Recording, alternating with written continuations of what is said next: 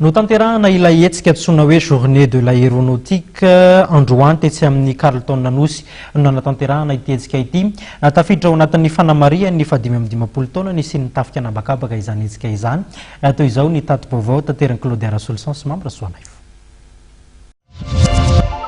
Abakabaka voaharo andoko fampandrosoana ny Madagasikara. Io lohahevitry ny hetsika izay nitanterahina androany teny amin'ny Carlton Anosy. Hetsika tafiditra anatin'ny fanamarihana ny 5 taona ny tafika anabakabaka. Ny olana ara-pitaovana no olana goavana sedran'ny tafika anabakabaka.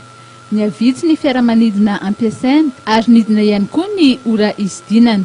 Ny alouette 2 izay efa nampiasaina tamin'ny taona 420 no mbola ampiasain'ny tafika anabakabaka amin'izao.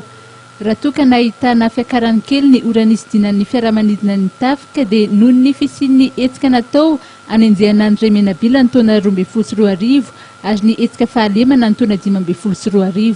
Raha ny hena ny fitaovana teo anivo ny tafika anabakabaka, ny tompon'andraikitra teo anivo l'état-major général ny tafika malagasy, ny ministera misahana n'izany foloalindahy zany dia tsy mikely soroka niezaka nampiasa ny teo ampelantanana.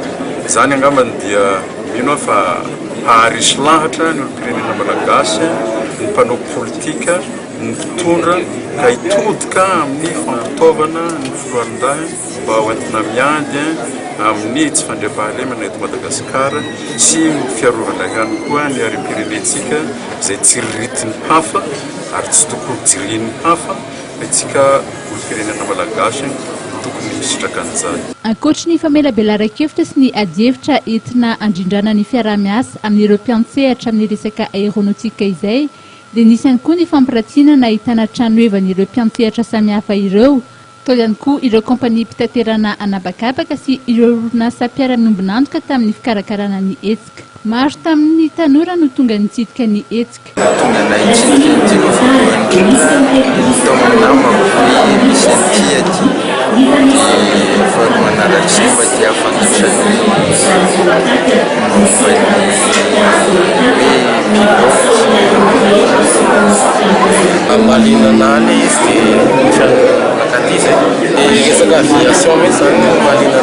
ny fanirian'ny mpitsidika dia ny isian'ny hetsika toy izao matetika.